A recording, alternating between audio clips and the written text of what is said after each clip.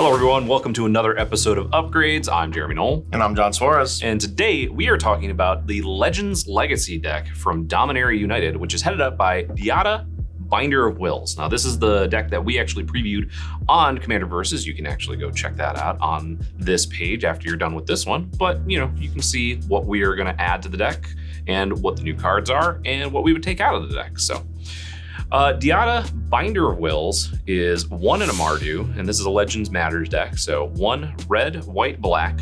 Comes in with 5 loyalty counters +2. Up to 1 target legendary creature gains vigilance, lifelink, and indestructible until your next turn. -3, reveal the top 4 cards of your library. Put any number of legendary cards from among them into your hand and the rest into your graveyard. Create a treasure token for each card put into your graveyard that way. And then -11, gain control of all non-land permanents until end of turn. Untap them, they gain haste until end of turn.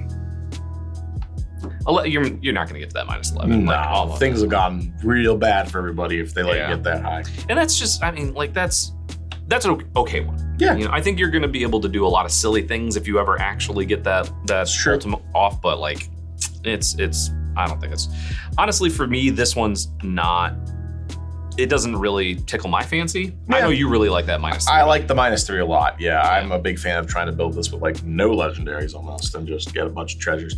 But I mean, it's a value engine, right? That's draw 4 cards or make 4 treasures or some combination in between. Yeah, seems good. Yeah, I like some of the other cards that are new in here though. I do like them. Our alternate commander. The alternate commander. This is how do we agree on this one from the other video? I was saying Shanid. Shanid? Yeah. Shanid Sleeper's Scourge. There's 1 in the Mardu, 2/4 Human Knight. Mm-hmm. Menace. Other legendary creatures you control have Menace. Whenever you play a legendary land or cast a legendary spell, you draw a card and you lose a life. I do like draw engines. Yeah. On my commander. Yeah, I will admit that. Playing a legendary land or casting a legendary spell, it's an uncast too. So it's not just your creatures entering the battlefield or whatever. Yep. It is on cast. So that's just super sweet. And giving all your legendary creatures Menace. Makes them difficult to block. That's nice. Yeah, is just super sweet. So there's that one. The other one that I'm a real big fan of right now is Varric, Warped Sengir. This is a 2/2 for 1 white-black legendary creature vampire, flying death touch lifelink. So you've already got your your standards for your flying vampire there. You got your Vampire Nighthawk there, ready to go. And then whenever you activate an ability that isn't a mana ability, if life was paid to activate it, you may pay that much life again. If you do copy that ability, you may choose new targets for the copy. Lots of possibilities there. Lots of possibilities. It is activated an ability, so it's not like play a spell. You can't just, you can't just play a spell that drains you a couple of life and then copy it essentially. But you can activate a fetch land. But you can activate a fetch land. Yeah, that's kind of silly. Is a big one. I know a lot of people, but you can do greed and all sorts of stuff like that. Greed I think that one's really cool. So next new card we have Moira, Urborg Haunt. 2 colors and a black 3/2 Menace. It's a spirit wizard, which I like. Whenever Moira deals combat damage to a player, return to the battlefield target creature card in your graveyard that was put there this turn. So a little bit of that kind of sacrifice, finagling. Yeah. A little Fleshbud Marauder kind of Plague Crafter thing can get nice and tricky, or it could just be getting your creature back from combat after a big attack. Yeah, exactly. The other one that I'm pretty excited about is Kadric's Soul Kindler. This seems like an interesting Boros commander. So it's 2 red-white for a 4/3. The legend rule doesn't apply to tokens you control. Whenever another non-token legendary permanent enters the battlefield under your control, you may pay 1. If you do, create a token that's a copy of it, gains haste, sacrifice at the beginning of the next end step. So lots of really cool things you could do with that. Yeah. One of the cards I'm probably going to build a personal deck out of, which is the Peregrine Dynamo. 3 colors. It's a 1/5 legendary artifact creature construct with haste. Pay 1, copy target activated or triggered ability you control from another legendary source that's not a commander. You could choose new targets for the copy. It's very specific. Yeah. But the applications are going to be very sweet. Very looking forward to that. If this is your commander itself, it's going to be pretty cool. Yeah, that's a pretty neat one. The next card we have is Zerium Golden Wind. It's a 3/4 flyer for 3 and a white, legendary creature Griffin, flying. Whenever a Griffin you control deals combat damage to a player, create a 2/2 white Griffin creature token with flying. And we talked about in the reveal video not very many Griffins. No, but this one will get out of hand. Yeah, it'll get out of hand quick. There's one other legendary Griffin, and then there's, I think it was something like 24 other Griffins. But if you really want to play mono white Griffins, you're there. This is going to be real good for you. All right, Bladewing Deathless Tyrant. This is the dragon skeleton version of Bladewing instead of this dragon zombie version. 5 colors, black, red, 6/6. Flying haste whenever it deals combat damage to a player or planeswalker. For each creature in your graveyard, create a 2/2 black zombie knight creature token with menace. Now, I did notice it until I saw it on the art groups. Yeah. That body is full of zombies inside of there. Oh, if you get the high-res image, it is literally a bunch of zombies inside of his chest. So cool. It is awesome looking. That is such a cool one. Yeah, this one I'm excited about this one. I liked Bladewing the Risen, and just being able to, it's really interesting because like putting a bunch of creatures into your graveyard and then being able to get the 2/2 zombies equal to that. You know, it's such a different ability than just like reanimating another card in your graveyard. No, it's sweet. I like this one quite a bit. The Reaver Cleaver. This one, just the name is fun. It's 2 and a red. Equipped creature gets +1/+1 and has trample. And whenever this creature deals combat damage to a player or planeswalker, create that many treasure tokens. Equip 3. And we've talked about in the reveal video as well that there were a couple other cards that are it's starting to get a little bit of a cycle there. Everyone's gonna get one eventually. Yeah, right? we've got a green one. Yeah, we've got Wand of Orcus in black. Wand of Orcus in black. The green one with the citizen tokens is really cool. I'll be interested to see what the blue one is. Yeah, that'll be interesting. Interesting. Last new card, which if you watched our previous video, you already know how much I like that card. That is Gerard's Hourglass Pendant. 1 mana legendary artifact with flash. If a player would begin an extra turn, that player skips the turn instead. I love that wording because you get to let them do their thing. Yeah. And then you're just like, no, nah, not anymore. And then pay 4, tap it, exile it, return to the battlefield, tapped all artifact, creature, enchantment, and land cards put into your graveyard that were there put there from the battlefield this turn. So it's like a reverse Nevin Rawls disc. Yeah, it's Gerard's taking back all the stuff. He's getting it all back. Yeah, getting it all back. This one's kind of interesting too. Like I didn't think about it until just now, but playing this with Amarcurl and hey, you get to take an extra turn after that. Nope. You don't. I get to take your turn, but you don't get your turn. You don't get the extra turn. It's so mean. Yeah. Letting them cast their expropriate and debating on what they're going to steal and get all these extra turns, and then you're just like, actually, you're fine. Let's stop that a little bit. Yeah, So there are 2 different ways that we talked about how to make the deck improve just a little bit. One is kind of lean into the Legendary Matters theme, and the other one is just kind of a value theme. So the first one, Legend theme, is a lot of what you would expect from, a Legends themed deck. So first one is Yoshimaru Ever Faithful. This one is, I really like. It's 1 mana, 1/1 legendary creature dog. Whenever another non-legend or another legendary permanent enters the battlefield under your control, put a +1/+1 counter on Yoshimaru Ever Faithful. It has partner. Doesn't really matter for this deck, but it's a 1/1 for 1 that's just going to get huge. Yeah, look at the good boy. He's just sitting up there on his throne. Yeah. Love it. Next card is Thalia's Lancers. This is the Legend Tutor. So 3 colors, white, 4/4 human knight. Has first strike. When it enters the battlefield, search for a legendary card. Doesn't matter. Put it in your hand. Shuffle your library. There you go. Super nice. Efficient. And just a 4/4 for 4/4 for 5. First strike. Rate's fine. Yeah. Yep. The next one is Kaya the Inexorable. This is Planeswalker Kaya, 3 white-black, comes in with 5 loyalty. +1, put a ghost form counter on up to 1 target non-token creature. It gains when this creature dies or is put into exile, return it to its owner's hand and create a 1/1 white spirit creature token with flying. -3, exile target non-land permanent. And -7, you get an emblem with, at the beginning of your upkeep, you may cast a legendary spell from among your hand, from your graveyard, or from among cards you own in exile without paying its mana cost. This is one that I really want to ultimate in this deck. Yeah. Because that's just such a cool ability that at the beginning of your upkeep, you're just like, just whichever one I want. A realistic target. You can actually hit that one. Yeah, it comes in with 5. It's only -7. So as long as you can kind of keep it around for a couple of turns, activate its +1, you're going to get it really quick. Yep. Next card, another card that is from my youth, I guess. It's not the actual one, but that's Weatherlight, 4 mana. It's a legendary artifact vehicle. It's a 4/5 with flying. Whenever Weatherlight deals combat damage to a player, look at the top 5 cards of your library. You can reveal a historic card from among them, and put the rest on the bottom of your library in a random order. And of course, historic cards are artifacts, legendaries, and sagas. Yep. And then it accrues for 3. Yep. So this is, it's going to be a little bit of a value engine getting a bunch of legendary cards out of your deck. Yeah.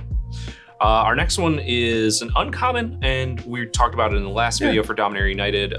But mana rocks or whatever, and three mana rocks that have some upside to them are usually pretty useful. So this one is Petriar's Seal, and it's a 3 mana artifact. Taps to add 1 mana of any color, but you can also pay 1 and tap it to untap target legendary creature you control. Yep. So in this deck, going to be very useful if you want to be able to, have an onboard blocker or, reuse an ability over and over again, or at least once. It's going to be pretty useful 3 mana rock. Yep. I'll be honest, I didn't know this next card existed. And that is Avacyn's Memorial. 5 colorless, white, legendary artifact, indestructible. Other legendary permanents you control have indestructible. Yep. It's pretty good. I believe that one was a Midnight Hunt Commander. Yeah, deck card. That's a pretty good one. Yeah, that one's. Yeah, Chroma's Memorial's good. This one's pretty good though. Yeah, it's interesting if you're playing a legendary deck. It's definitely going to be good, and it is a little pricey for 8. But in the late game, if you're just slap this down, and then now all of my stuff is indestructible. The next 3 cards are all kind of tied together a little bit, and that's the 3 legendary lands from Kamigawa Neon Dynasty. So sweet. Yeah, Iganjo, Seed of the Empire, Sokenzan, Crucible of Defiance, and Takanuma, Abandoned Mire. Each of them have tap to add a color, white, red, and black, respectively, and then also have channel and have the different ability. So Iganjo is channel 2 and a white, discard it, deals 4 damage to target attacking or blocking creature. But each of them also has, it costs 1 generic less for each legendary creature you control. So these are always going to be a white, a red, or a black. Almost certainly. Yeah, these are sweet. They go very well thematically. Yeah. And they're not super expensive right now. When not they first came out, a lot of people were really hyped on them. Besiege still high. Still high. These but these 3 specifically are pretty reasonably affordable. So our next section is just the Mardu value engine. A lot of these are still going to be legendary, but it's going to be a little bit more of just value than Legends matters. Yeah, value. So this is a new card from Dominaria. What did they do to her? Why? And the card is Braids, a Risen Nightmare. Why is May on there? That's the thing. So anyways, it's a legendary creature Nightmare, 3/3. She got a little bigger, a little cheaper. At the beginning of your end step, you may sacrifice an artifact, creature, enchantment, land, or planeswalker. If you do, each opponent may sacrifice a permanent that shares a card type with it. For each opponent who doesn't, that player loses 2 life and you draw a card. If they just took the second May out and left me with the option whether I wanted to sack or not, that'd be perfect. Yeah. I think it's nice if you're trying to get something pesky off the board, and then they can choose if they want to, or just give you an extra card and they lose a couple. They'll choose. You get your card advantage. They'll choose, but it's going to be a little bit of card advantage. The next one, it doesn't really let you have any sort of choice there. No, it doesn't. This card's so good. He really wants you to make sure that you're paying, and that's Kambal, Consul of Allocation. 2/3 legendary creature, human advisor for 1 white/black. Whenever an opponent casts a non-creature spell, that player loses 2 life and you gain 2 life. That's you're being taxed. He has friends in high and low places. Yes, correct. All seem to owe him favors. Indeed. All right, next card we have is Carter. Carter Doomscourge. 2 colors, black and a red. This is a legendary creature, Demon Berserker, from, I believe, Kaldheim, right? And when it enters the battlefield, until your next turn, creatures your opponents control attack each combat if able, and attack a player other than you if able. So basically goat. Yeah. Whenever an attacking creature dies, each opponent loses 1 life and you gain 1 life. And that's just a static ability. It doesn't matter if it's from that or not. Yeah, the first part is a little bit better than Goad because it is player rather than the creatures. So if they have something that comes in with haste, it has to attack too, and it can attack you. So a little bit nicer, but this is one I've really enjoyed playing with. Next one is Queen Marchesa, long may she reign. 3/3, 1 red, white, black, legendary creature, human assassin, death touch haste. Whenever Queen Marchesa enters the battlefield, you become the monarch. at the beginning of your upkeep. If an opponent is the monarch, put a 1/1 black assassin creature token with Death Touch and haste onto the battlefield. I almost wanted to say dethrone because the other one has dethrone, but yes. Yeah. Next card I'm going to cover is one of my favorite cards in the last few years. And that is Sir Conrad the Grim. 3 colors, black, 5/4, legendary creature, human knight from Throne of Eldraine. Whenever another creature dies or a creature card is put into a graveyard from anywhere other than the battlefield, or a creature leaves your graveyard. So many words, all effective. Sir Conrad deals 1 damage to each opponent, and you can pay a colorless and a black, and each player will mill the top 2 cards in their library. Mill top card. Top card of the library. I hope that when we get to Wilds of Eldraine, we get to see a different story about him. A different Conrad. Maybe. That'd be sweet. Yeah. But this one's really good with the second, the first minus ability, the second ability on it is. Dihada. Really 4 good. cards. I'll just look at 4 cards, put them right in my graveyard, get treasures, and you all take 4. Yeah, you take a bunch of damage. Yeah. The next one is Elisa, Forgotten Archangel. It's 2 white, black, 4/5, legendary creature angel with flying and lifelink. Whenever another non-token creature you control dies, return that card to its owner's hand at the beginning of the next end step. If a creature an opponent controls would die, exile it instead. Okay. Yeah. I feel like I missed a lot of Midnight Hunt. Yeah. Because these cards, I'm like, I don't think I've seen this, but next card we have is another classic, Unburial Rites, 4 colors and a black sorcery. Turn target creature from the graveyard to the battlefield. Your graveyard to the battlefield. It's just resurrection. And flashback is actually just resurrection. 3 colors and a white, basically. Do it again. Yeah, this one's really good if you're, again, milling with Dihada, putting cards into your graveyard. It's also just a great value card. Like, if you mill this with Dihada, it doesn't matter. Exactly. You get to flash it back later. And the last one is one that... I'm surprised you put this in here, Jeremy, as much as you dislike it. I dislike it so much. That's Ruinous Ultimatum. It's red, white, black, sorcery. Destroy all non-land permanents your opponents control. Being on the receiving end of this card is just awful. How awesome does it have to be a new Commander player? Get this deck, and you're like, what kind of cool red, white, black cards can I put in it?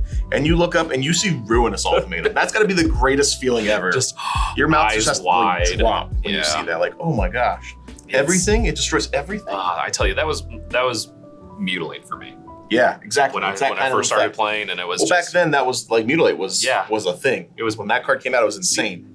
See that card. Like seeing the artwork on it and everything. That card was super awesome. So all of these cards can be found for under $10. Actually, currently at pre-order prices, Braids is probably the most expensive one at $7, and everything else is under $5. Yep, under $5 each. So a lot of these are going to be pretty cheap, commons, uncommons, a couple of rares in there. Cards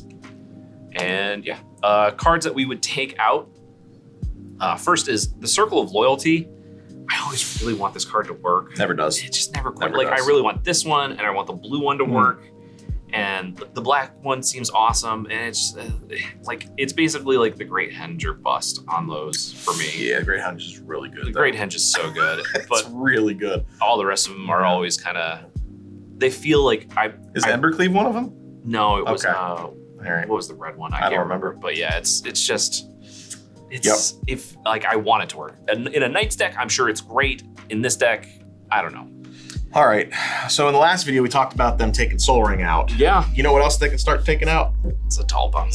Get it out of there. Get it out. Yeah. It's enough. I get it though, because if you're new to it, right, and you see all these words on there, it's big and splashy. Yeah, you open it up and you're like, oh man, and then you learn so many keywords. I don't want this card in my deck anymore. It's okay. But it's okay. Yeah, it's okay. It's a good place to start. If you're playing precons, it is a good place to start. And then the next ones are going to be the monuments for me.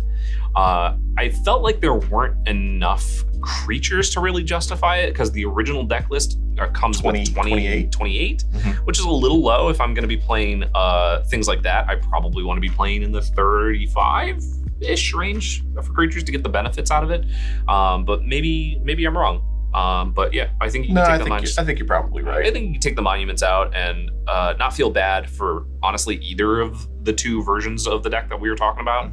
And I think they'll still work great. So, but yeah, that's what we've got for now. Yeah. So make sure to check out this deck and all the rest of them at StarCityGames.com and let us know what cards you would put into the deck in the comments below. Make sure to like, share, subscribe, binge, all that. For John Suarez, I'm Jeremy Knoll. We will see you next time.